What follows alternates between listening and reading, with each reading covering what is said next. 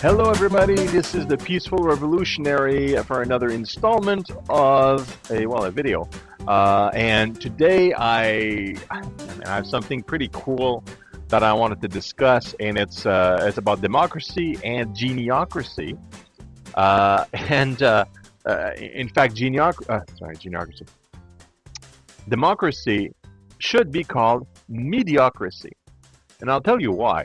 So I received a really cool article about some research that was done on the effects of democracy. Um, are best leaders determined via the democratic process that we currently have in North America and Europe and a lot of countries around the world? And I was reading it, and especially the title caught my attention. And here it is. I'm putting the link down below, but I just had to read it, and then I was like, okay, I got to do a blog on this. But this is great. This is this is awesome. This explains so many things. Um, the title is of the article. It says, "Is this the reason democracy can't work? Study finds humans are too dumb to pick the right person to lead us." And in the light of the upcoming American elections, I thought it would be appropriate to do a blog on this, kind of to illustrate or to showcase the results of of the really cool research these sociologists did from where are they from? Wait a minute, from Cornell University. Professor David Dunning. So this is research on the democratic process and the social aspects of it, and how people behave and are the best leaders chosen through that process. So there was a big study he did, actually multiple studies, and he's a psychologist, so he was trying to figure out how come we get the results we have through the democratic process, trying to explain why we get these results and how it happens and what works, what doesn't, that kind of deal on a more or less human level. And it's really interesting. And you can read the article. So I'm just going to give you a summary, and then I'm going to hop onto Geniocracy. And there's, again, a link about Geniocracy below, and you can even download a book about that to get really well acquainted, because I'm a really big fan of Geniocracy, especially in the light of things going on. Now, the research from Mr. Dunning pointed out that essentially people that are incompetent uh, on a certain subject, it could be any subject, are terrible at determining who is the best at that said subject. And they are also terrible at measuring how good they are compared to others when they look at themselves on that specific subject on which they are incompetent. Okay, this is a question of ignorance and competence. So it's not really about. I mean, the title says dumb, but it's really about ignorance. It's not a bad thing. I'm ignorant about all sorts of stuff, including politics. Really, I have no idea which politician is really bad. And just like the study actually shows, people that are incompetent on politics, including myself, we are pretty good at determining who's going to be terrible. In a nutshell, at the end of the studies, and there was simulations, all sorts of stuff that they did, really cool stuff. In the end, the democratic process, where every adult has a right to vote, which means the masses, and in general, the masses are incompetent at choosing a good leader because they don't know the platform very deeply. They are not leaders themselves for the most part. They don't know what it entails, so they are incapable in a voting situation for a political system or political party or individual. Most people are incompetent. So they are just about the worst people to give the right to vote, because ultimately, according to the research, the best you're going to get is the political leader that is slightly above average. That means, like, assuming that the leadership that is presented in front of you follow a bell curve of quality of leadership, you'll get slightly better than average. That's the leader that will end up being picked. in the end. But there is a probably an awesome leader that's way at the end of the bell curve. He doesn't get chosen. It doesn't work that way through a purely democratic process. And again, this is because most people are incompetent in that field in choosing a leader. They don't they think they're better than others at being a leader in those situations, and they don't know that like they don't know perfection, better, good.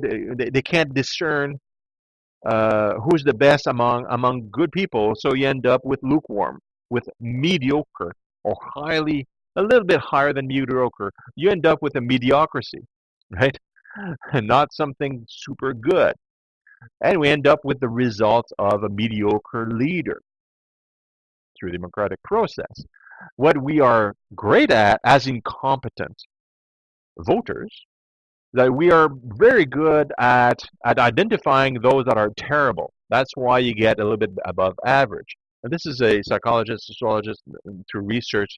This is all discovered through rational means. So essentially, what he says in the end of the article, you'll notice it.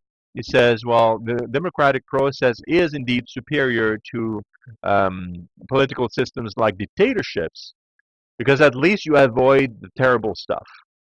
And a dictator can be a great leader too. That's part of the point.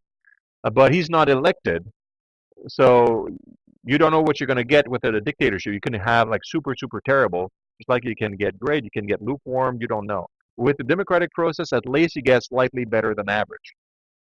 I submit in the modern days that we have now that we should modify the system in such a way that we get better leaders. How do we do that? Well, we need people that are to competent leaders that know stuff, they know politics, they know what's going on, that full of education, experience, they are highly competent people to have votes, and they can vote among experts who's the best. Because contrary to the incompetence, competent individuals in the subject matter are for sure very able to detect who's the best among a panel, among a selection. So the proposal, and this is the baseline of geniocracy, is that if you people that are below average in intelligence, incompetent in the subject matter, or disinterested in learning about politics, the leadership, like how to direct a country and all that stuff, should not have right to vote. On the other hand, those that are competent in our neighborhoods around us everywhere, that happen to be highly interested, happen to be to go out and gather information, get educated, know what's up, and have above average intelligence to figure all stuff out, should have the right to vote. And they can be part of the same pool of people that can be elected too. That's part of the geniocracy principle in a way. So essentially, you have a big pool of competent people, and they all can kind of see each other, and they can vote among each other, among themselves. Sorry, not each other. They can vote and to figure out, well, who's the best among us to do this job. And you can essentially create, like, instead of having a prime minister or a president and stuff like that, you create these focus groups of competent people that vote in ministers, as an example, that are specialists in different fields that are necessary, budget, city planning, health, and all this stuff. So you have different people voting for different ministers, and these ministers, they don't do a campaign. They're part of the gang that's supposed to vote, and they get voted on. They win. They don't really get a choice. I guess they can decline if they get voted in, if they have highest votes. But I mean, they're determined among peers of competent people that they are the best positions to do certain things because of their body of work, because of their attitude, because of all combined. and they become like a college among the other ministers, a college of experts that are the heads of of the country to manage the country and to create laws and to do all that stuff with the team and ministries and all that stuff. And they're the most they would be voted in because they are the most competent people to be in place, not because they are the most charismatic, not because they have a lot of money to campaign. They shake many hands and kiss many babies. They're popular in the movies and blah blah blah blah blah blah. They're experts, and so they're put in place. They get their job, and they do a certain term, right? After which they cannot be voted in anymore. Somebody else has to be voted in, and so on and so forth. Because the idea, like as a country, as a people, what we want to be well directed. We want to have a voice as well, but ideally, you want to have a voice in your domain of expertise. You want to be one of the competent people that perhaps elect one of the ministers or be one of the ministers if you're the best of the best, right? That's okay. It's probably a good job with loads of responsibilities, and if you're voted the best, you are the best, right?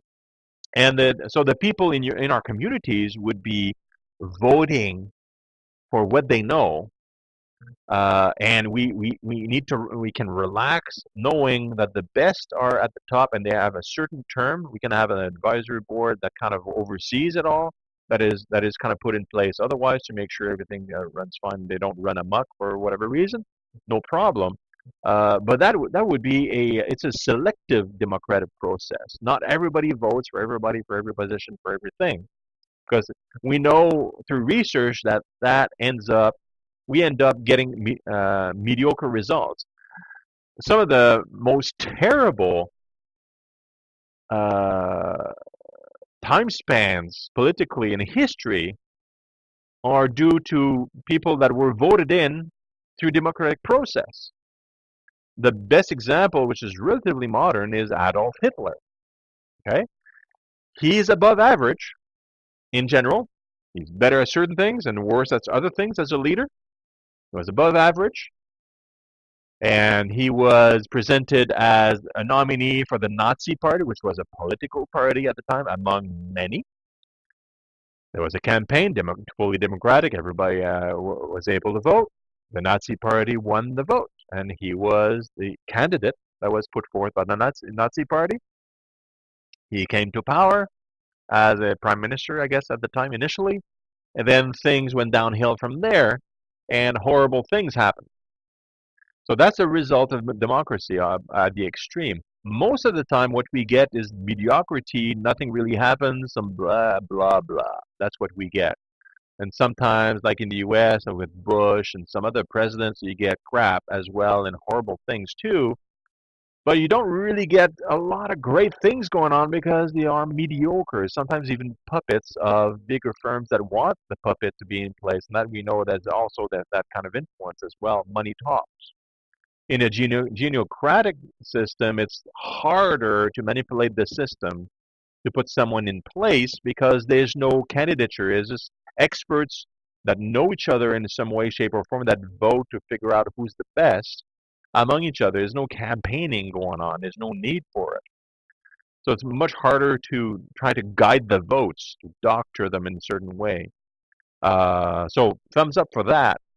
So I would strongly encourage you that are interested, download the book. It's a free PDF if you want. Check it out. It was written by one of my most awesome mentors, Maitreya Rael. He was calling himself Rael at the time. It's great stuff. It's based on there's a lot of ideas that are based on other psychologists and other research that from the past. Now, the more modern research shows that, heck, this would be a great idea. So, just like any other revolutionary, well, let's work towards that, or something similar to that. Anything similar to that would be an improvement to what we currently have. So let's do it. Let's read, talk about it, and just don't stay inactive. Just do something. That's all we need to do. Everybody does a little bit of something. You get results as long as we act and do. That's going to be it for this week. I wish you good evening and a good week. And next week, I believe I'll be talking about science. There's a really neat stuff going on. I need to kind of, talk about it. And I'll let you know. So ciao for now. Until next week.